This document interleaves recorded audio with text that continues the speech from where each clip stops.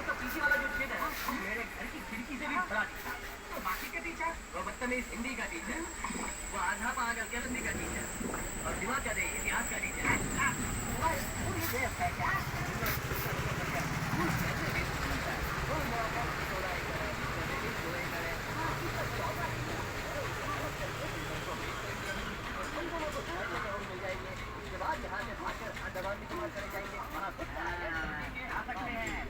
बहुत चिंता है इसलिए सीरियसली डिस्कस कर रहे थे सर। मुझे हम सब की बुराइयां कर रहा था ना इस माइक के जरिए, हम सब सुन रहे थे। हाँ क्या हम सब पहले रखते हैं ये और काम करते समय आम हो गया होगा।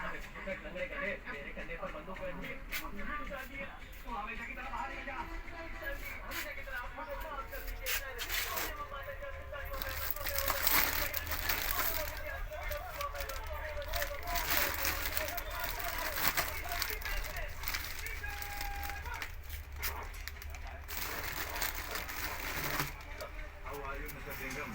क्या डेवलपमेंट है?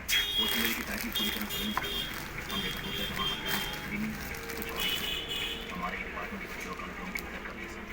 तो कोई और प्लान के बाद की लाइफ कैसी चल रही है? हाँ नहीं सर, अभी तक हमारी शादी नहीं हुई। शादी की वजह से नाराज होकर पापा ने शादी के लिए इनकार कर दिया और हम उससे बात नहीं कर रहे।